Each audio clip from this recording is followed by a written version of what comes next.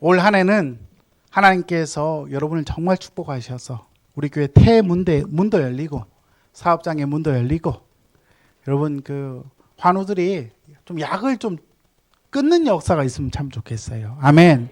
약 힘이 아니라 하나님 말씀의 힘으로 이겨내는 역사가 있으면 좋겠고, 또 암이 있었던 분들은 암덩어리가 떨어지는 역사가 있었으면 좋겠고, 여러분 올 한 해 하나님이 여러분 한 분 한 분을 축복하시고, 특별히 가정에 또 친구들 가운데 아직도 복음을 믿지 않는 분들이 있다면 복음의 문이 또한 열리는 은혜가 있기를 주의 이름으로 축복합니다. 오늘 우리가 읽은 본문을 중심으로 장벽을 뛰어넘는 삶이라는 제목으로 말씀의 은혜 받기를 원합니다. 여러분 올해는요, 우리나라에 복음이 들어온 지 140년이 되는 해라고 합니다. 1884년 우리나라 서양 최초 병원이 뭔지 혹시 기억하십니까? 제중원이거든요. 바로 알렌 선교사가 제중원을 오픈해서 서양식 병원을 시작한 해가 1884년입니다. 그러니까 기독교 복음이 이 땅에 들어온 지 140년이 되는 해고, 특별히 올해 9월 달은요, 세계 복음주의 영향력 있는 지도자들이 한국에 모여서 한 1만 명 지도자가 오신대요. 인천 송도에 로잔 대회를 합니다. 로잔 대회는 초교파 연합, 특별히 보수 신학을 갖고 있는 목회자 신학자들의 모임인데, 이게 처음에 스위스 로잔에서 시작을 했고, 필리핀 마닐라에서 했고, 남아공에서 했고, 그 다음에 네 번째, 이게 한 10년마다 15년마다 한 번씩 하는 건데요, 우리 한국에서 합니다. 얼마나 복된 일입니까?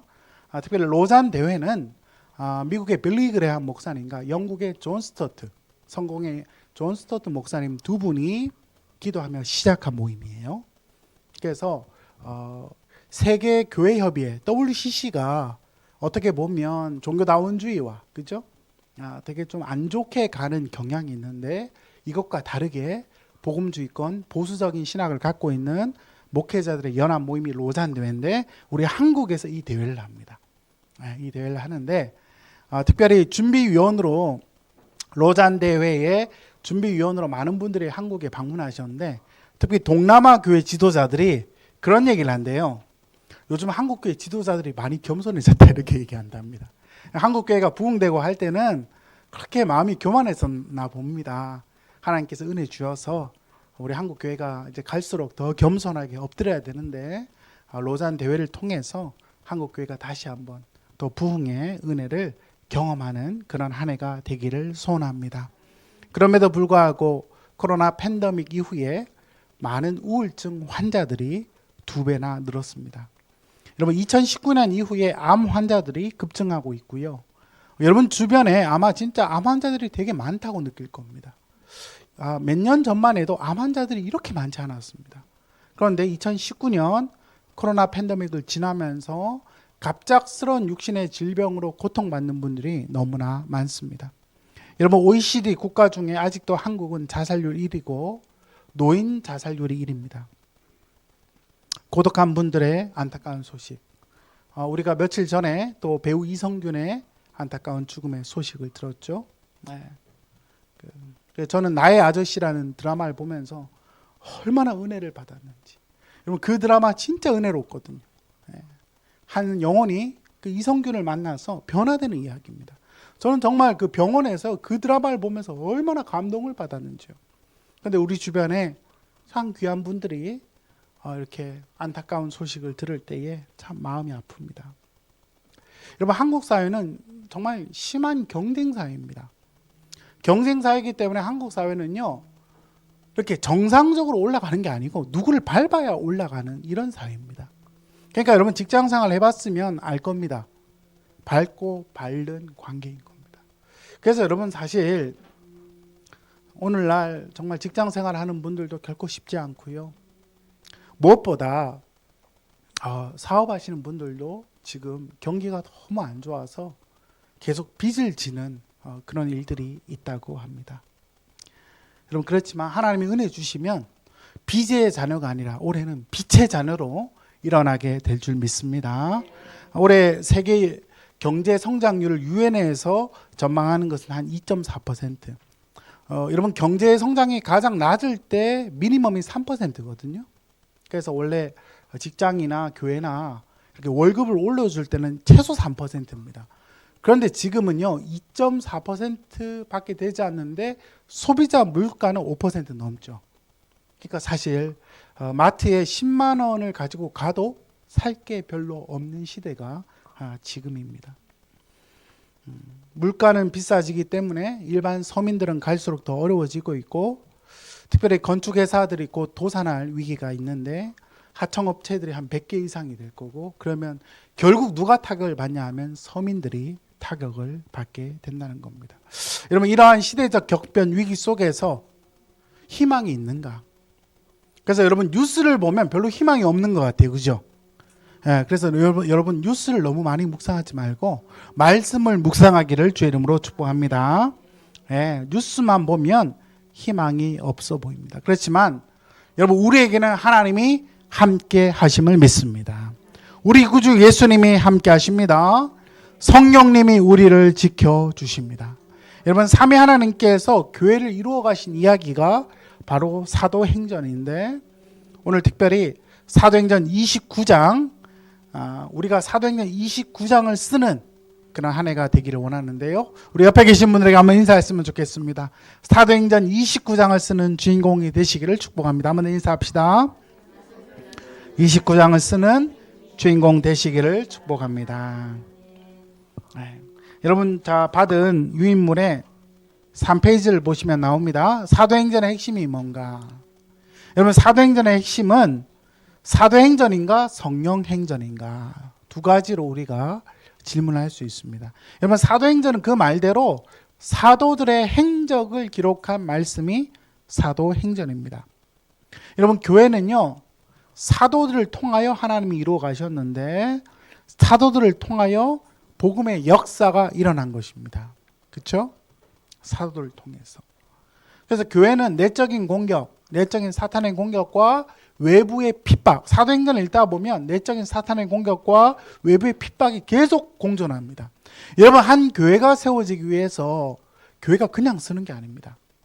네, 여러분 교회는요 영적인 전투 속에 세워집니다. 그러므로 교회 지도자는 늘 손을 들고 하나님 앞에 기도할 수밖에 없습니다. 그래서 정필도 목사님은 교회는 무릎으로 세운다는 책을 썼잖아요. 여러분 교회는요 사람의 지식과 지혜와 이런 경험으로 능력으로 세우는 게 아니라 오직 기도로 세워가는 것인데, 사도행전은 그러한 책입니다. 특별히 사도행전의 동력이 뭔가? 바로 여러분 사도행전의 동력이 뭘까요? 바로 성령님이십니다. 그러므로 사도행전을 가르쳐 뭐라고 얘기합니까? 성령행전이라고 이야기를 합니다. 여러분 성령님이 임하시면 소심하고 얼어붙어 있던 사람도 변화하게 되죠. 사도들은 성령 받기 전과 후가 달랐던 것입니다. 여러분 과거에 그렇게 은혜를 많이 받아도 또 지금 은혜를 받는 게 참 중요합니다. 예? 우리 믿음의 어르신들을 만나면 자꾸 과거에 은혜 받은 것을 추억하는, 물론 그것도 우리의 현재의 삶에 도움이 될 때가 있습니다. 그렇지만 여러분 믿음의 삶은요 과거에만 머물지 않고 오늘을 사는 것입니다. 하나님은 지금 오늘 우리에게 성령의 은혜를 부어주십니다. 여러분 그게 바로 사도행전의 역사인 겁니다. 저는 올 한 해 우리 사도행전을 묵상하면서 정말 사도행전 29장 21세기의 사도행전을 기록하는 우리 모두가 되기를 주의 이름으로 축원합니다. 특별히 이번 로잔 대회를 하면서 전국의 한 수천 교회들이 사도행전을 같이 묵상합니다. 참 뜻깊은 일이죠. 그래서 저도 담임 목사로서 주일 설교 본문 정하는 게 되게 어려운데, 사도행전 1장부터 28장 한다 하니까 아주 본문을 이미 정했습니다. 설교 준비할 때 본문 정하는 게 절반인데 얼마나 감사한지. 그래서 사도행전을 묵상하면서 여러분 우리가 성령의 은혜를 다시 한번 경험하는 한 해가 되기를 원합니다. 성령의 불을 받기를 원합니다. 영적인 전성기를 회복하기를 원합니다. 그래서 정말 우리의 마음속에 하나님 주시는 뜨거움이 일어나기를 주의 이름으로 축원합니다. 사도행전의 두 번째 특징은요 바로 예수님의 통치가 계속된다. 여러분 예수님이 사도행전에 보면 바로 하나님 나라의 일을 말씀하시고 지상 명령을 주시고 어떻게 하십니까? 승천하시죠. 승천하시는 이야기로 끝이 나는데 예수님은 더 이상 교회 안에 거하시지 않습니다. 그래서 예수님은 하나님 보좌 우편에 앉아 계십니다. 그런데요 여러분 우리 주님은요 저 멀리 계신 것 같아도 우리와 함께 하시고 왜냐하면 내가 너희와 영원토록 함께 하리라 말씀하셨기 때문에. 그래서 우리 주님이 승천하신 다음에 우리 주님이 다시 오십니다. 그죠? 예수님의 승천과 재림 사이의 이야기가 사도행전입니다. 바로 사도행전의 역사는 성령의 능력으로 일어나는 일인데 중요한 것은 누구를 통하여 통치가 일어나는가? 예수님을 통한 계속된 통치. 이걸 가리켜 천상 통치라 말합니다. 천상 통치. 여러분 괄호 안에 천상이라 쓰시면 됩니다. 사도행전에서 승천하신 이후에 예수님은 사라진 것 같습니다. 그러나 제자들과 영원토록 함께 하시고 우리 주님은 새 일을 행하십니다. 그래서 개혁파 신학자 중에 헤르만 바빙크라는 분이 계세요. 헤르만 바빙크는 루이스 볼코프의 신학의 원전이었습니다. 지금은 헤르만 바빙크의 책들이 다 번역이 돼 있어요. 저도 몇 번을 읽었는데 너무 좋은 책입니다. 헤르만 바빙크 박사님의 책 중에 하나님의 큰 일이라는 책이 있는데 우리 성도님들 중에 교리를 공부하고 싶으면 하나님의 큰 일 그 책을 한번 읽어보세요. 한 500페이지 되는데 정말 은혜가 됩니다. 구구절절 은혜가 돼요. 그런데 헤르만 바빙크 박사님이 쓴 하나님의 큰 일에 예수님의 사역은 크게 두 가지가 있다. 첫 번째 예수님의 지상 사역이 있고 두 번째 예수님의 천상 사역이 있다. 이렇게 말했습니다. 예수님의 첫 번째 무슨 사역이 있다? 지상 사역. 이 땅에 계실 때 죽은 자를 살리시고 병든 자를 고치시고 하나님 나라의 복음을 전한 건 무슨 사역? 지상 사역이고 그리고 예수님이 천상에서 하신 사역은 성령을 보내셔서 교회를 새롭게 하시고 교회를 일으키시는 사역이 바로 예수님의 천상 사역입니다. 그러므로 여러분 사도행전은요 아까 무슨 행전? 성령. 두 번째로 누가 통치하신다? 예수님이 통치하신다. 세 번째로 사도행전의 주제는 뭐냐 하면 바로 뭘까요? 하나님의 나라입니다. 송구영신 예배 오신 분들은 이걸 들었어요. 그죠? 사도행전의 주제가 뭐다? 하나님의 나라다. 여러분 하나님의 나라는요 예수님의 설교의 핵심입니다. 하나님 나라는 쉽게 말하면 천국입니다. 천국. 그런데 우리는 흔히 죽어서 가는 천국을 얘기해요. 그렇죠? 물론 죽어서 가는 데가 천국입니다. 근데 엄밀하게 말하면 마태복음에 의하면 낙원입니다. 낙원.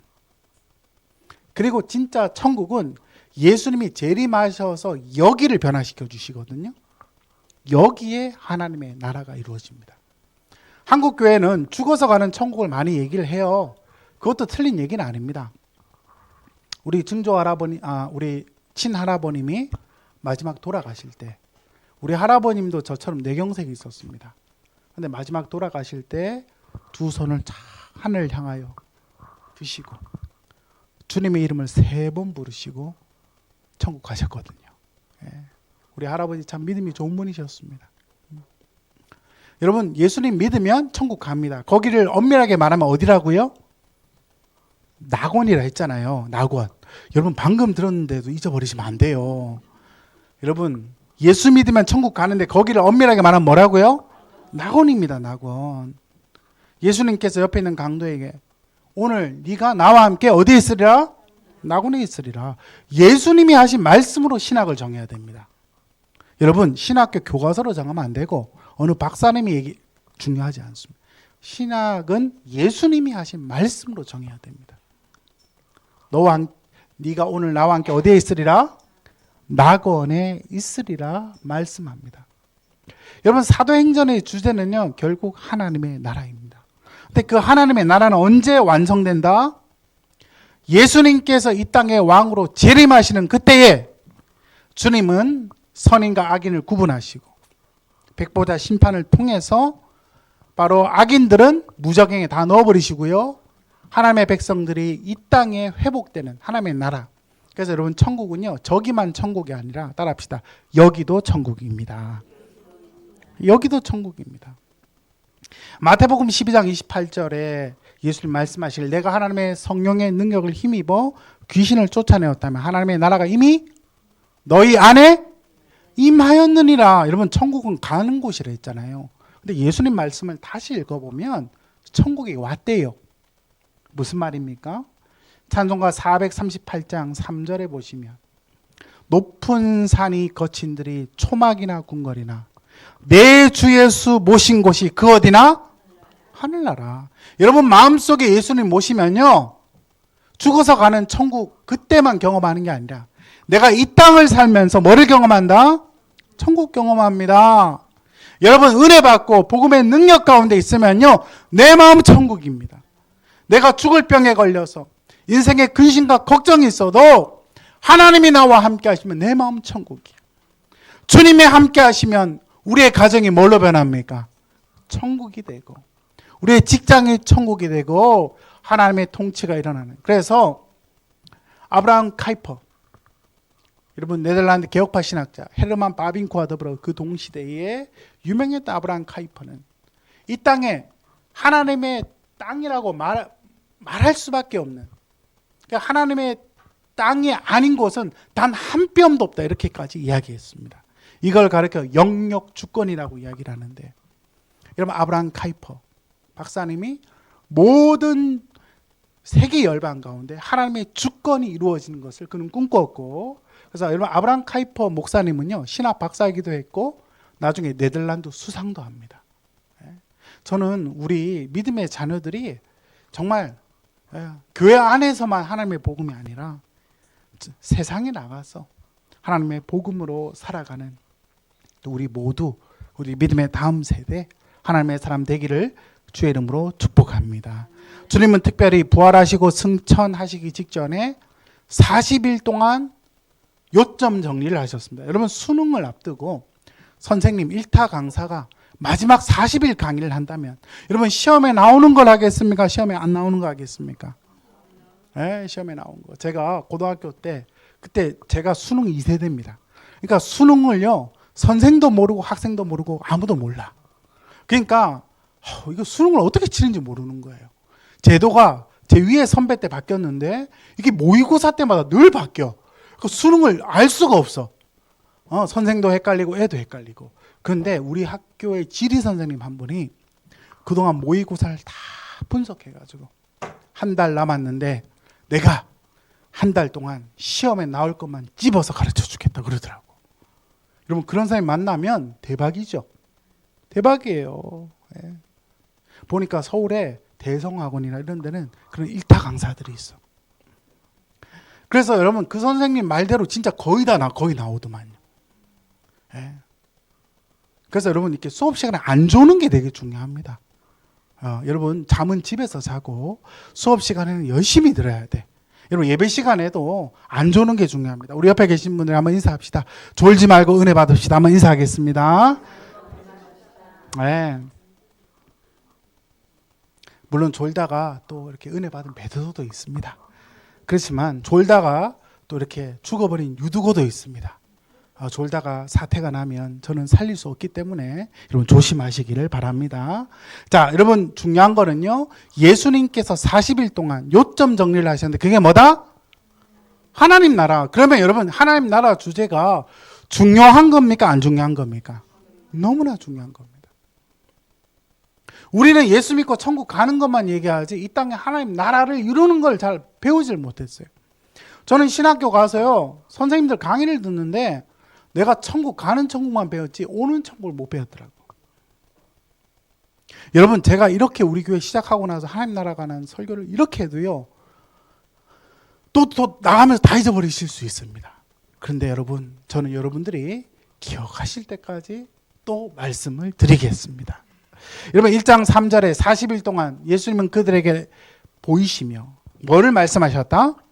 하나님 나라의 일을 말씀하시니라. 여러분 사도 바울이 사도행전 28장 30절에 로마의 가택 연금이 되었을 때에 바울이 온 이태가 몇 년입니까? 2년입니다. 2년. 이태를 자기 셋집에 머물면서 자기에게 오는 사람을 다 영접하고 뭐를 전파했다? 하나님 나라를 전파하며 함께 있습니다. 주 예수 그리스도에 관한 모든 것을 담대하게 거침없이 가르치더라. 아멘. 여러분 바울의 설교의 핵심도 뭐였어요? 하나님 나라, 하나님 나라. 하나님 나라를 어떻게 가르칩니까? 담대하게 거침없이. 자, 제가 담대하게 하면 여러분 거침없이. 제가 거침없이 하면 여러분 담대하게 합니다. 담대하게. 거침없이. 담대하게. 거침없이. 여러분 뭐를 증거하셨다? 하나님 나라. 그러면요, 여러분 목사님들의 설교의 핵심도 뭐가 돼야 됩니까? 하나님 나라여야 됩니다. 하나님 나라. 여러분, 그래서 우리가 하나님 나라를 이해해야 기도도 달라지고요, 우리의 삶이 달라집니다. 저는 바라기는 하나님 나라의 복음이 땅끝까지 증거되는 그 놀라운 은혜를 우리 모두 경험하기를 원합니다. 여러분 제자들이 질문을 합니다. 예수님의 이 설교를 듣더니 참 질문을 해요. 여러분 6절 말씀, 주께서 이스라엘 나라를 회복하심이 이때니까, 이렇게 질문을 합니다. 그때 종교개혁가 요한 칼빈은 뭐라고 말합니까? 그들의 질문은 단어 하나하나마다 뭐가 되었다? 잘못된 얘기다. 왜냐하면요, 첫 번째 하나님 나라는요, 정치적 혁명이 아닌 영적인 나라입니다. 하나님 나라는, 따라합시다. 하나님 나라는 정치적 혁명이 아닌 영적인 나라입니다. 여러분 이스라엘 나라는요, 로마의 압제로부터 벗어나길 바랬습니다. 그래서 메시아가 정치적 메시아, 바로 다윗처럼 다윗 왕가의 흥왕을 경험하기를 원했던 겁니다. 그렇지만 하나님의 나라는요, 여러분 인간의 나라와 다릅니다. 정치적 혁명으로 되는 게 아닙니다. 인간의 마음에는 유토피아를 갈망하는 마음이 있죠. 여러분 마르크스를 신봉하는 자들은 노동자들이 해방되면 유토피아가 온다고 믿습니다. 그래서 여러분 공산주의자들은요, 우리 한국 전쟁 때도 그 동네에 있는 지주들을 모아서 인민 재판을 해서 죽입니다. 그래서 땅을 나눠주죠. 그리고 특별히 목사님들을 많이 잡아 죽였어요. 그죠? 그게 공산주의자들이 하는 방식입니다. 여러분 마르크스를 신봉하는 이들은 물론 유토피아를 꿈꾸었습니다. 그렇지만 하나님의 나라는 누구를 숙청한다든지 폭력적인 힘으로 이루어진다, 안 이루어진다? 그걸 되는 게 아닙니다.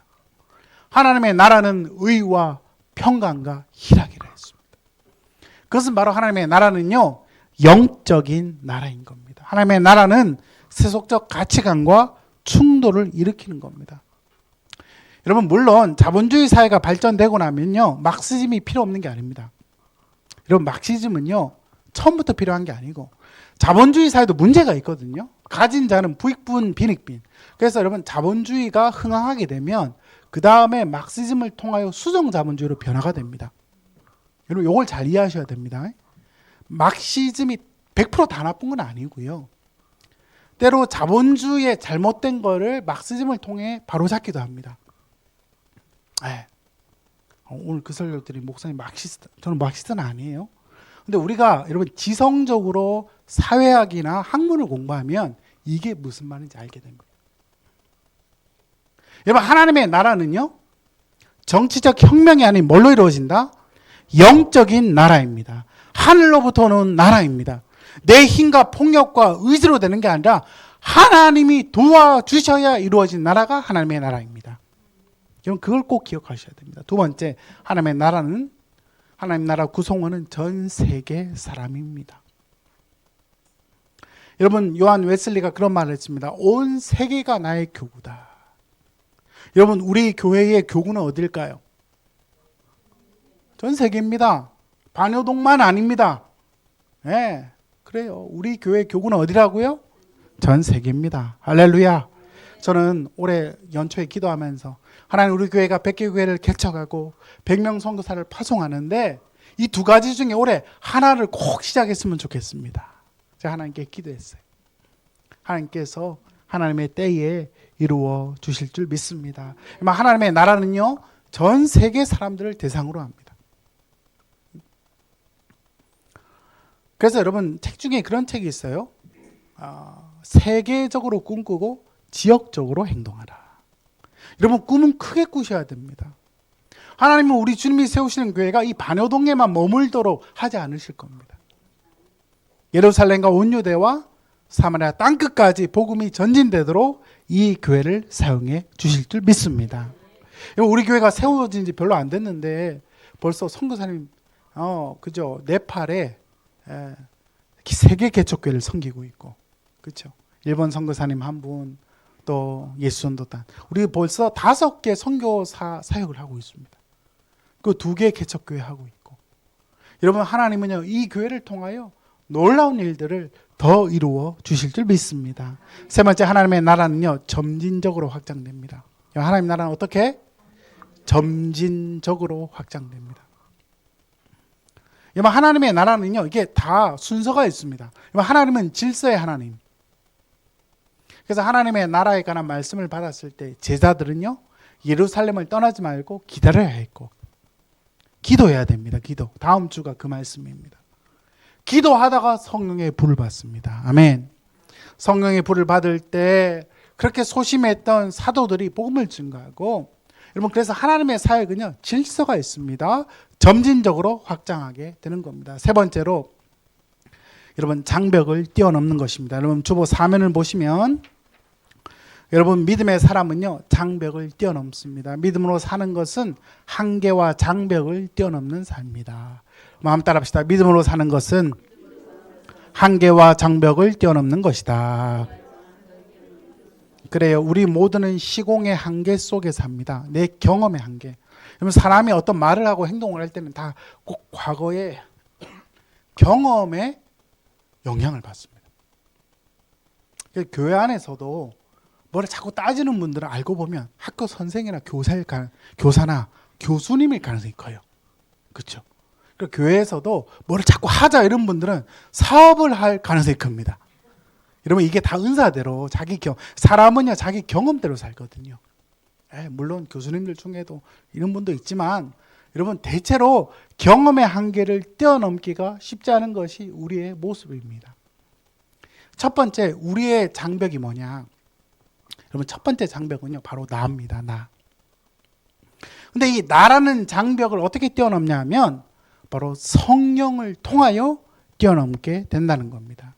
사도행전 1장 8절 말씀 함께 읽습니다. 오직 성령이 너희에게 임하시면 너희가 권능을 받고. 여러분 성령이 임하시면 권능을 받을 것이다. 원문 성경에는 권능을 받을 것이다. 미래 시제로 되어 있습니다. 하나님 나라가 이루어지기 위해서는 내가 바뀌어야 됩니다. 그렇죠? 내가 바뀌어야 됩니다. 근데 내가 바뀌는 게 제일 힘들어요. 성령의 은혜가 임하면 내가 아닌 성령이 나를 지배하는 삶을 살게 된다는 겁니다. 그래서 여러분 내가 죽어야 교회가 삽니다. 따라합시다. 내가 죽어야 교회가 삽니다. 여러분 배우자가 죽어야 집이 사는 게 아니고 우리 교회의 장로님이 바뀌어야 교회가 사는 게 아니고 내가 죽어야. 그래서 여러분 우리 믿음의 선배들이 사교회생이라 했어요. 사교회생. 내가 죽어야 교회가 산다.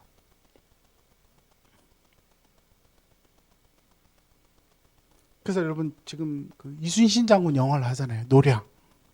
이순신 장군이 뭐라고 얘기합니까? 죽고자 하는 자는 살 것이요 살고자 하는 자는 죽으리라. 어떻게 성경 말씀 그렇게 잘 아셨는지 모르겠어요. 제가 얼마 전에 우리 아이들하고 노량을 보고 왔는데 이순신 장군은요 죽으러 가더라고. 죽으러 가니까 상대가 막 기겁을 하는 겁니다. 여러분 예수를 믿어도요 죽을 각오를 하고 믿으면 삽니다. 근데 술에 물 탄 듯 물에 술 탄 듯 이리 피하고 저리 피하고 잔머리 쓰고 이러면요 나중에 죽습니다. 이게 영적인 원리입니다. 세상 사람들도요 어떤 일을 할 때 죽고자 일을 하는, 그렇다고 건강관리 하지 마라 그 얘기는 아닙니다. 건강관리는 하셔야죠. 죽고자 하는 자는 살 것이요 살고자 하는 자는 죽으리라. 그 말은 내 자아와의 싸움에서 이겨야 승리하게 된다는 겁니다. 아멘. 근데요 여러분 내 자아와의 싸움 쉽지 않습니다. 물론 불교에서도 자기의 욕심을 내려놓는다, 부인한다 이런 얘기를 해요. 근데 여러분 기독교는요, 자기를 부인하는 것에만 그치지 않고 예수를 따름을 말하고 있습니다. 성령의 충만을 말하고 있습니다. 한번 따라합시다. 비움과 충만. 따라합시다. 비움과 충만. 예, 비움과 따름. 불교는 비움까지 말하고 있지만 기독교는 따름과 충만을 말하고 있는 겁니다. 여러분, 우리의 삶의 한계가 뭘까요? 내 배우자도 아니고요, 내 가족도 아니고요, 교회의 한계가 우리 교인들이 문제가 아닙니다. 바로 내가 문제예요. 내가 나의 한계를 뛰어넘으려면 여러분, 성령의 은혜를 받는 것 빼고는 방법이 없는 겁니다. 여러분, 성령의 충만함을 받기를 기도하기를 주의 이름으로 축원합니다. 두 번째 장벽은요, 바로 시간입니다. 시간. 특정한 때가 아닌 모든 때로. 여러분, 우리가 이 시간의 한계 속에 삽니다. 예수님의 제자들이 사도행전 1장 7절에 때와 시기는 아버지께서 자기의 권한에 주셨으니 너희가 알 바 아니다. 근데 제가 우리 아들이 요즘 알바를 하다 보니까 너희가 알바 아니오 이렇게 잘못 읽었어. 그게 아니고 너희가 알 바가 아니다. 때와 시기. 여러분, 예수님의 제자들은요, 때와 시기를 자꾸 따져요. 아, 주님이 오시는 때가 이때입니까? 이스라엘 나라를 회복하시면 이때입니까? 자꾸 시간의 한계를 이야기합니다. 그렇지만 여러분, 주님은요, 특정한 한계가 아니라 우리가 살아가는 모든 일상 속에서 새 일을 행하신다고 말씀하고 있습니다. 여러분, 신앙생활은 오늘의 시간을 영생으로 만드는 시간입니다. 여러분, 일상적 시간을 헬라어로 크로노스라 합니다. 물리적인 시간, 흘러가는 시간, 물이 흐르듯이. 그렇지만 하나님이 개입하시는 시간을 뭐라 하죠? 카이로스, 의미 있는 시간. 그래서 올 한 해 2024년이 지나가지만 하나님이 개입하셔서 카이로스의 은혜, 그 은혜가 우리 모두에게 있기를 주의 이름으로 축원합니다. 여러분, 고통의 때일 수 있습니다. 절망의 때일 수 있습니다. 그렇지만 하나님이 함께 하시면 그때가 크로노스가 아니라 카이로스의 시간이 되는 겁니다. 여러분, 때와 시간에 우리는 관심이 있지만 하나님은 지금 일하신다. 여러분, 과거의 신앙만 추억하는 인생이 아니라 오늘 앞으로 일하실 주님을 기대하는 믿음의 사람 될 수 있기를 주의 이름으로 축원합니다. 마지막으로 세 번째 장벽은요, 공간입니다. 공간. 바로 세 번째 장벽은요, 이스라엘에서 어디로 간다? 열방으로 가는 겁니다. 사도행전 1장 8절, 예루살렘과 온 유대와 사마리아와 땅끝까지 이르러 내 증인이 되리라 말씀합니다. 여러분, 성령이 임하시면요, 첫 번째, 뭐의 한계를 뛰어넘는다? 나의 한계. 두 번째, 시간의 한계. 세 번째, 공간의 한계를 뛰어넘는데, 여러분, 복음의 은혜가 임하면요, 하나님은 여러분들을 해운대, 부산 해운대, 반여동 이 지역에만 묶어주시는 게 아니고 여러분, 세계적인 그리스도인으로 우리를 세우시는데 예루살렘이 먼저 변화된답니다. 예루살렘이 어딜까요? 우리가 지금 사는 동네, 그렇죠? 반여동, 해운대, 부산 여기입니다.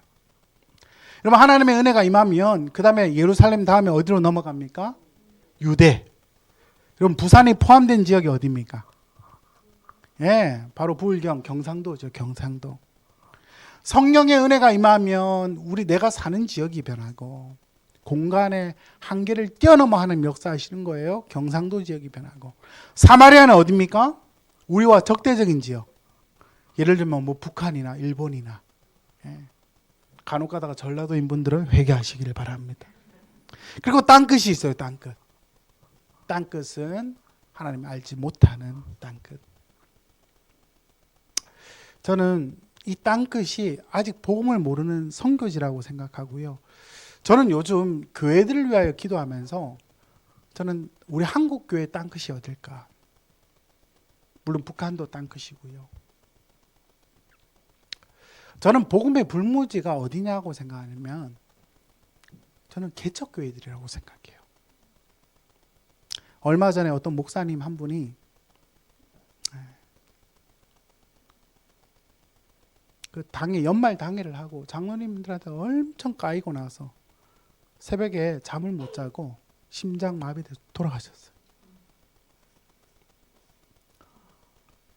난 너무 마음이 아파요. 요즘 한국 교회 지금 이렇습니다. 여러분, 일반 교회들이 정상적 교회가 별로 없습니다.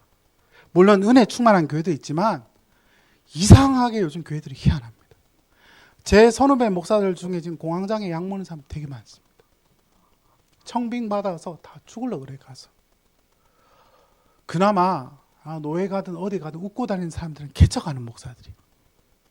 근데 개척 교회들도요, 우리 교회처럼 이렇게 복을 주는 교회가 있지만 얼마나 목사님들이 힘든지. 어떤 목사님은 개척교회 하면서 막노동 하시고 대리기사 하시고. 저는 그래서 우리 교회가 섬길 땅끝, 저는 한국교회 개척교회 목사님들을 우리 교회가 좀 많이 섬겼으면 좋겠어요. 정말 사역하다가 우울증에 걸려서 쉬고 싶으면 부산에 와서, 여러분들 중에 돈도 좀 많이 버셔서 호텔 있잖아요, 좀 끊어서 목사님들 좀 재워드리고 식사도 대접하고 힘든 얘기도 들어드리고 병원 치료도 받도록 도와드리고, 우리 교회가 그런 일을 하면 얼마나 좋겠습니까? 저는 하나님께서 우리 주님이 세우시는 교회 이렇게 복을 주시는 이유가 우리만 잘 되라고 복 주는 게 저는 아님을 믿습니다. 우리 교회를 통해서 수많은 개척교회 선교사님들, 여러분 선교사님들 사역하다가 우울증 온 분들이 얼마나 많은지 모릅니다. 여러분 땅끝까지 그리스도의 복음의 증인 되기를 원합니다. 누가복음 24장 49절에 볼지어다 내가 내 아버지께 약속하신 것을 너에게 보내리니 너희는 위로부터 능력으로 입혀질 때까지 이 성에 머물라. 여러분 성령의 능력을 받을 때에 하나님은 우리의 한계를 뛰어넘게 하실 줄 믿습니다. 나의 한계를 뛰어넘게 하실 겁니다. 시간의 한계를 뛰어넘게 하실 겁니다. 공간의 한계를 뛰어넘게 하셔서 만왕의 주 우리 구주 예수님 이 땅에 만왕의 왕으로 오시는 그날 온 백성과 세계 열방 가운데 주를 찬양하는 주의 백성들이 나오게 될 줄 믿습니다. 올 한 해 사도행전의 말씀으로 승리하는 우리 모두가 되길 바라고 함께 찬양하겠습니다.